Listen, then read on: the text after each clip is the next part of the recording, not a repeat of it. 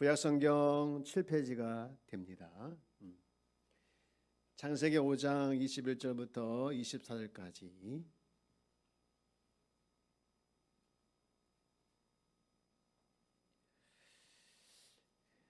우리 같이 함께 5장 21절부터 24절까지를 함께 합독을 하도록 할까요? 에녹은 65세에 무두셀레를 낳았고 무두셀레를 낳은 후 300년을 하나님과 동행하며 자녀들을 낳았으며 그는 365세를 살았더라. 에녹이 하나님과 동행하더니 하나님이 그를 데려가심으로 세상에 있지 아니하였더라. 오늘 설날이라 많은 분들이 고향을 가신 것 같아요. 우리 한번 옆에 계신 인사할까요? 새해 복 많이 받으세요. 네.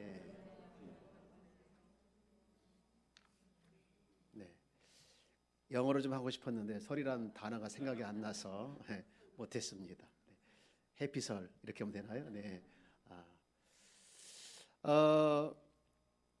오늘 본문을 이제 세 번역으로 보면 이렇게 기록되어 있어요.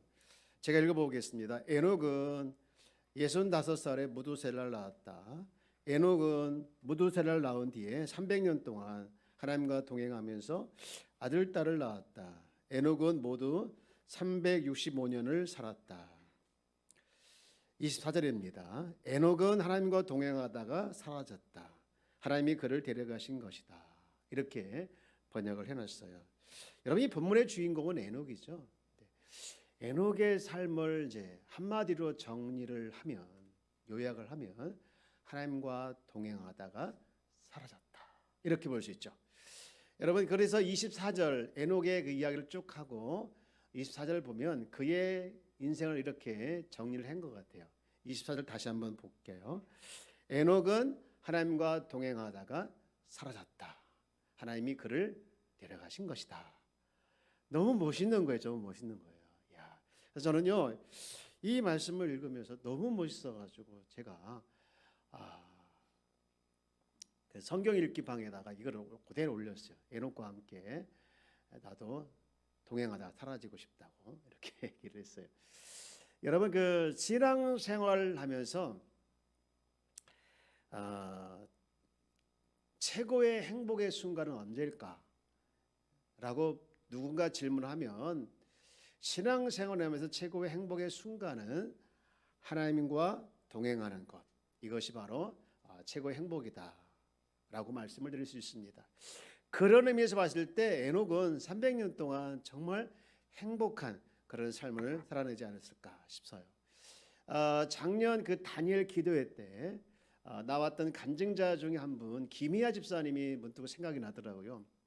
이분이 이제 부모님이 누군지 모른 채 3살 때 보육원에 이제 들어가서 10살 때까지 아무도 자기의 후원자가 없었고 가르치는 친구도 없었고 뭐 그랬다고 합니다. 이유는 자기가 생각할 때 이렇게 얼굴에 이렇게 반점이 있어서 보기가 좀 그래서 그랬는지 후원자도 친구도 또 선생님도 없었는데 10살 때부터 그에게 이제 후원자가 생기기 시작했고 또 그의 마음을 알아주는 또 친구가 생기기 시작했고 또 칭찬해주는 유일한 선생님을 만나기 시작합니다. 그리고 너무 좋은 것은 그가 정말 이제 동반자를 만난 거예요. 그래서 결혼하기까지 이제 결혼 얘기까지 하려고 나왔던 그런 분을 만나서 정말 행복하게 지내는 그런 순간에 뜻하지 않게 그에게 불행이 찾아왔습니다. 한 번은 너무너무 코피를 많이 흘려가지고 병원을 찾아갔는데 글쎄 얼굴 안에 생전 들어보지 못했던 이 암이 들어보지 못했던 암이 있다는 걸 발견하게 되죠. 그 암의 이름이 상악동암. 여러분 들어보셨습니까? 저도 처음 들어봤는데 그 암에 걸린 거예요. 여러분 어떻겠습니까? 정말 이제 병원에 하는 대로 병원에 가서 치료받고 수술하고 이제 퇴원해서 집에서 이제 투병을 하는 중에 사람들이 이제 걱정에 대해서 전화가 온 거죠. 밥은 잘 먹고 있니? 건강 잘 챙기고 있니? 약 먹고 있니? 뭐 이런 등등 여러 가지 전화를 받으면서 여러분 어떻습니까? 이 말을 들으면 힘이 나고 격려가 되고 위로가 되잖아요. 그런데 이분은 너무 당연한 것 같은데 이분의 입장에서는요, 그 말이 아무도 없는 자신에게는 너무 아프게 다가왔다는 거예요. 아프게. 자신은 누가 자기에게 밥 잘 챙겨 먹어라 대신에 같이 밥 먹을까 듣고 싶었고, 병원 꼭 가거라 말 대신에 병원 같이 갈까 라는 말을 더 듣고 싶었다는 거예요. 저는요, 이 문득 이 이야기를 그때 들으면서 제 모습을 발견했습니다. 가족이 아프면 병원 가봐, 약 사 먹었어? 이런 말은 잘 해도 같이 병원 갈까? 약 사다 줄까? 이런 말을 잘 못했던 제 자신을 발견하게 됩니다. 여러분, 이 동행이란 말은 사람으로 하여금 참 따뜻하게 만드는 것 같아요. 누군가를 살려내는 능력이 되기도 하고 또 누군가의 힘이 되는 실제가 되는 것이 바로 동행인데요. 이 쇼펜하우어라는 분은 인간이 행복하려면 기본적으로 네 가지를 꼭 필요하다. 첫째가 뭐냐? 명랑한 정서, 다시 말해서 매사를 긍정적으로 볼 줄 알고 밝게 생각하는 줄 아는 이 정서가 있으면 행복하다는 거예요. 그리고 두 번째, 건강해야 되고, 세 번째, 정신적으로 편안해야 되고, 네 번째, 약간의 재산도 있어야 된다라고 얘기를 했어요. 근데 여기서 가장 중요한 것이 빠져 있는데 그게 뭐냐? 하나님과 동행하는 거예요. 여러분, 하나님과 동행하는 것이 최고의 행복인 줄 믿습니다. 여러분, 이 동행이란 말을 해보니 우리가 다 알고 있는 이야기일 수도 있겠지만, 이 동행이라고 할 때 제가 이런 생각을 해봤어요. 동행할 때 동행자가 곁에 있으면 참 아무리 힘든 길이 즐겁기도 하고, 또 아무리 어려운 길도 또 장애물을 만나도 그게 전혀 이게 짐으로 장애물로 다가오지 않을 수 있겠지만, 그런데 그 동행할 때 상대방이 내가 좋아하는 사람, 내가 좋아하는 사람이 동행할 때 그것이 추억이 되고 또 그것이 스토리가 될 수 있는데요. 하나님과 나와 동행했을 때, 여러분, 하나님과 나와 동행한다 했을 때 가장 행복한 동행은 하나님과 동행이라고 말씀했는데요. 그런데 하나님과 동행한다는 것은 하나님의 입장에 왔을 때 기쁘지만 하나님을 기쁘게 하는 것이 아니에요. 오히려 하나님과 동행했을 때 그 반대로 내게 좋은 것이죠. 여러분 한번 생각해 보십시오. 아무리 생각해 봐도 하나님께서 봤을 때 아쉬운 게 하나도 없습니다. 우리가 하나님과 동행할 정도가 되어지면 우리가 아쉬운 거잖아요. 우리가 그 동행할 때 내 삶의 편안과 내 삶의 감사와 기쁨이 넘치는데, 어쨌든 하나님은요 우리와 동행하길 원하는데, 이 동행할 대상인 우리에 대해서 하나님은 어떻게 생각합니까? 좋게 생각하시는 것을 뛰어넘어서 사랑하십니다. 여러분 창세기 말씀 한번 볼까요? 1장 31절 말씀에 보면 하나님이 손수 만드신 걸 보시니 보시기에 참 좋았더라. 저녁이 되고 아침이 되니 엿새 날이 되었다. 그리고 에베소 2장 10절 말씀에 보면 하나님이 만들어 주신 작품에 대해서 이렇게 말하고 있죠. 우리는 하나님의 작품이다. 여러분 세상 모든 만물을 다 하나님의 작품으로 갖고 너무 좋아했다는, 이게 다 좋아하셨다는 얘기죠. 그런데요, 이 좋아하셨다는 단계를 뛰어넘어서 사랑하셨는데 로마서 5장 8절 말씀에 보면 이렇게 기록이 되어 있어요. 자, 우리 이 부분을 한번 같이 읽어볼까요? 시작. 우리가 아직 죄인 되었을 때에 그리스도께서 우리를 위하여 죽으심으로 하나님께서 우리에 대한 자기의 사랑을 확증하셨습니다. 사랑한다는 말을 우리가 얼마든지 할 수 있지 않습니까? 그러나 그 사랑에 대한 확증을 보여주지 못할 때가 많이 있는데, 하나님은 우리를 사랑하신다는 확실한 증거를 바로 우리가 죄인 되었을 때 우리를 위해서 죽으신 말미암아 우리를 죄인의 자리에서 의인의 자리로 건져주신 것, 이것이 바로 우리를 사랑하셨다라는 증거를 말씀하고 있는 것이죠.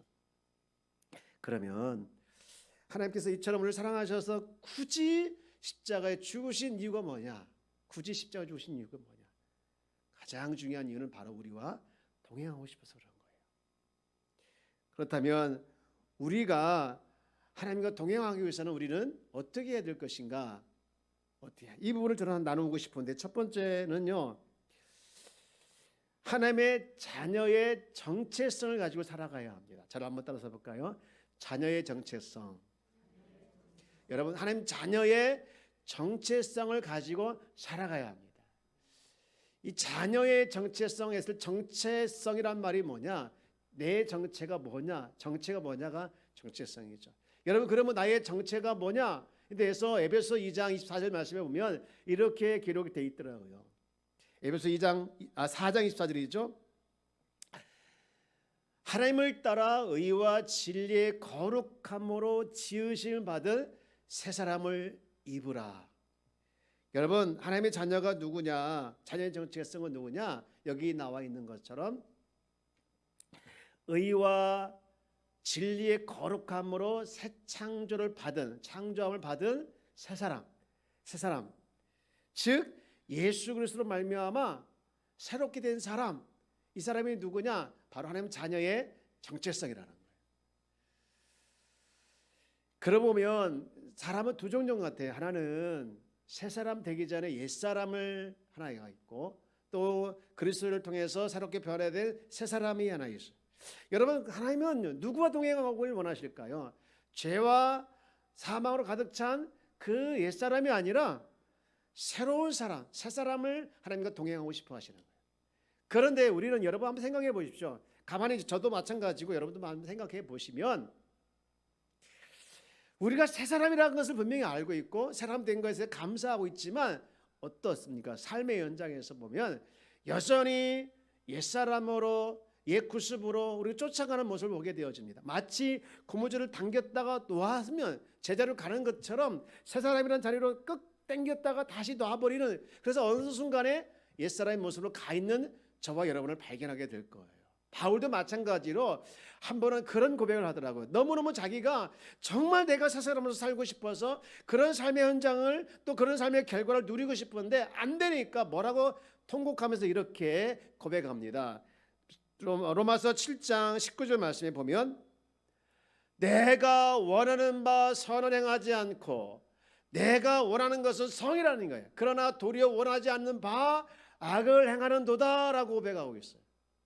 그래서 로마서 7장 24절 보면 이런 자신에 대해서 이렇게 한탄하죠. 한번 같이 읽어볼까요? 시작. 오라 나는 곤고한 사람이로다.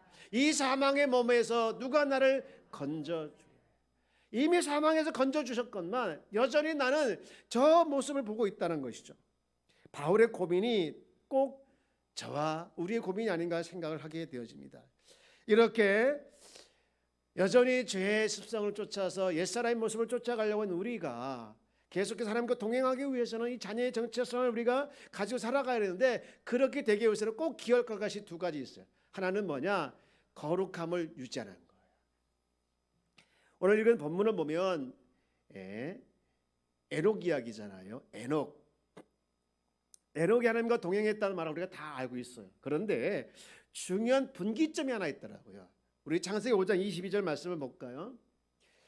여러분, 300년과 동행했다 그 말 앞에 뭐라고 써 있는지 한번 읽어봅시다. 시작. 무두셀라를 낳은 후 300년을 하나님과 동행하며 자녀를 낳았으며. 300년 동안 하나님과 동행했다는 사실을 다 알고 있어요. 그런데 중요한 분기점이 하나 있는데 그게 뭐냐? 무두셀라를 낳은 후라는 거예요.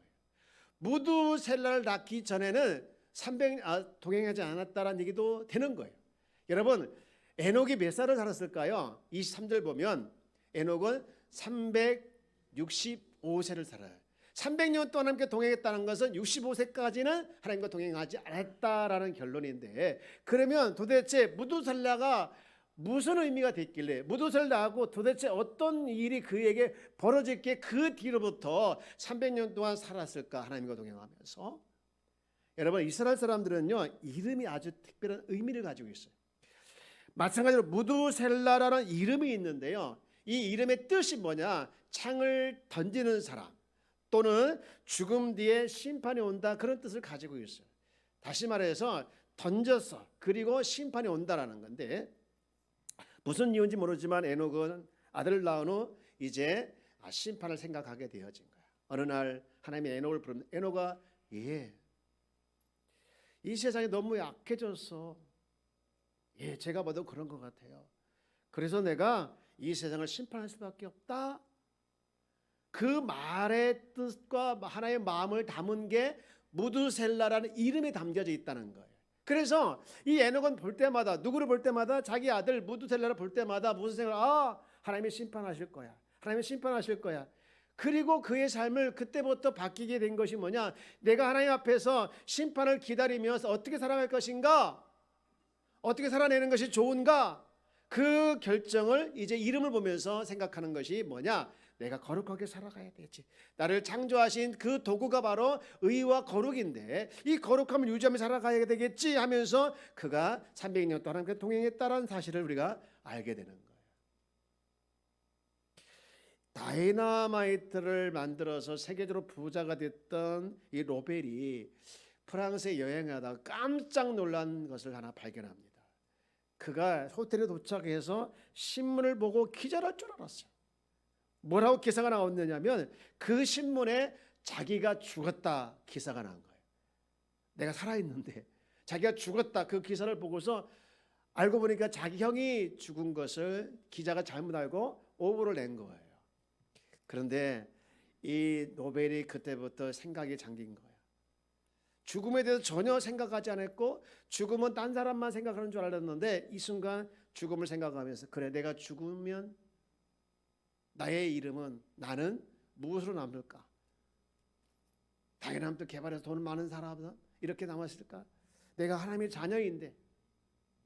그런 노벨은 그때부터 이 다이너마이트가 원래는 인류의 번영을 위해서 만들었는데 인간을 마구 죽이는 무기로 사용했던 것들 그리고 자기가 그것 때문에 이제 많은 죄책감을 그때부터 갖기 시작하면서 내가 하나님의 자녀로서 살아가기 위해서는 나의 모든 재산을 다 국가에 헌납하겠다.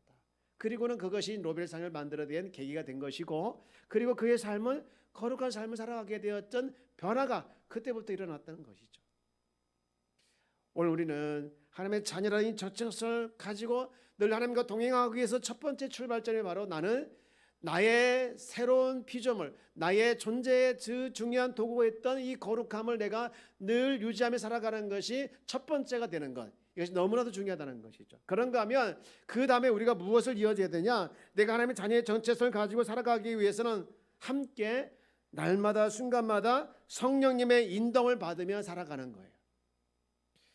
여러분 우리가 예수 믿을 때 성령이 내주하신다고 하지 않습니까? 여러분 안에 성령이 내주하심을 믿습니까? 성령 여러분 안에 있음을 믿으시나요? 정말 믿으십니까? 그러면 제가 이렇게 한번 질문해 주세요. 여러분의 성령이 내주하신다고 믿는다고 하면 증거가 뭐냐요? 증거가. 내주하심의 증거가 뭐냐 이거. 내 안에 성령이 계신다는 걸 내가 믿는데 그 증거가 뭘까라는 거죠. 갈라디아서 4장 6절에 보면 그 증거가 이렇게 나와 있어요. 너희가 아들이므로 하나님이 그 아들의 영을 우리 마음 가운데 보내사 보냄의 결과가 뭡니까? 아빠, 아버지라 부르게 하셨느니라. 하나님을 뭐라고 부르게 됐다는 것이죠? 아빠, 아버지라. 하나님을 아빠, 아버지라 부르게 된 그 원인이 뭐냐? 아들의 영인 성령께서 우리 마음 가운데 보냈기 때문에 우리 마음 가운데 계시는 성령님이 있다는 증거가 바로 하나님을 아버지라 아빠로 부르셨다는 것이. 또 여러분 로마서 8장 5절 8장 15절 말씀 한번 더 읽어볼까요? 너희는 다시 무서워하는 종의 영을 받지 아니하고 양자의 영을 받았으므로 우리가 아빠 아버지라 부르짖느니라.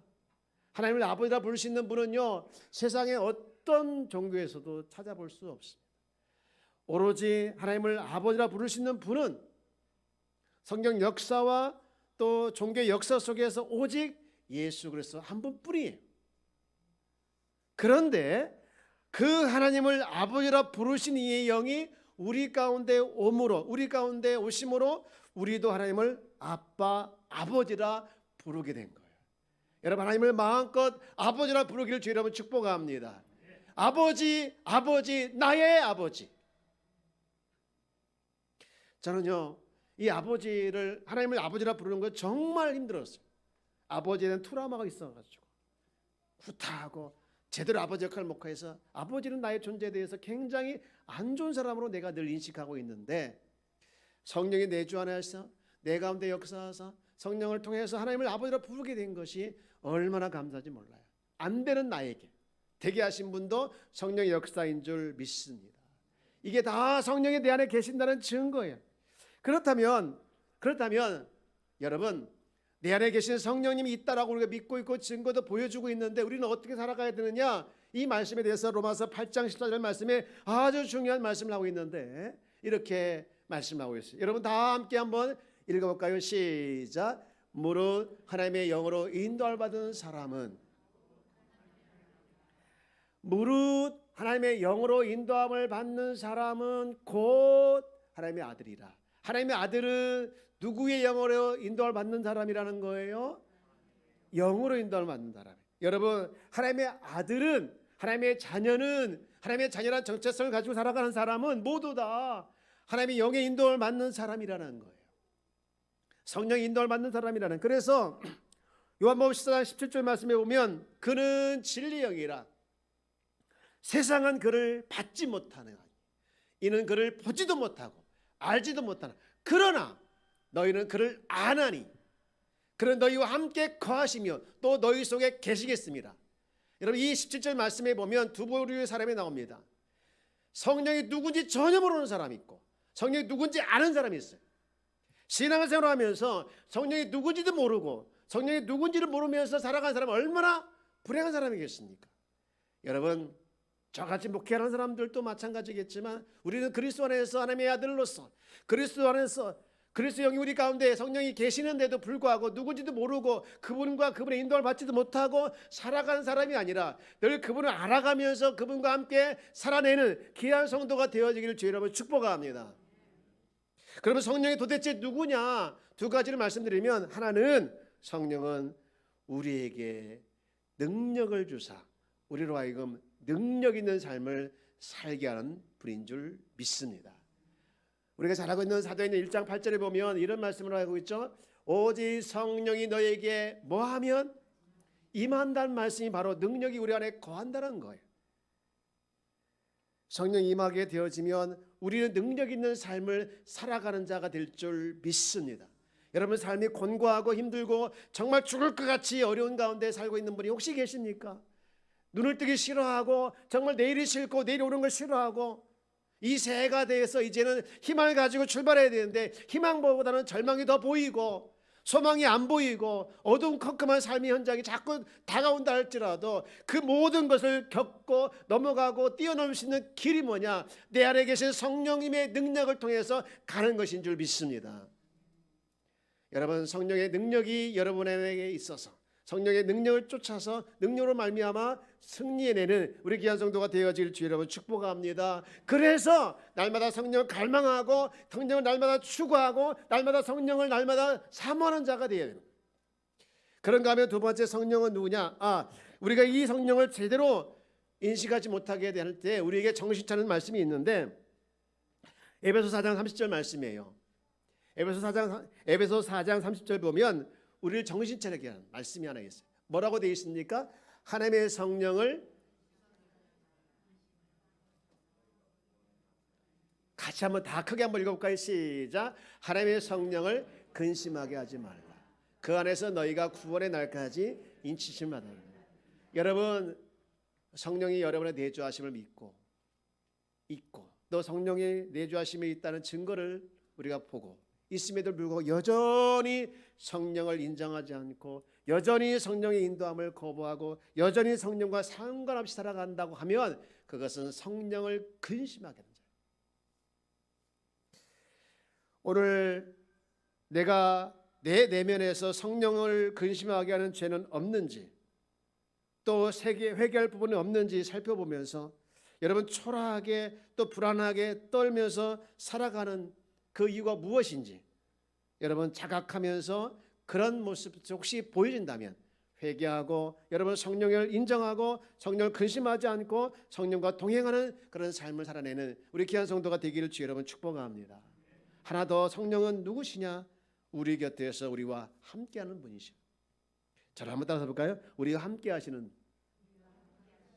우리가 함께 하시는 분이 누구실까요? 성령님.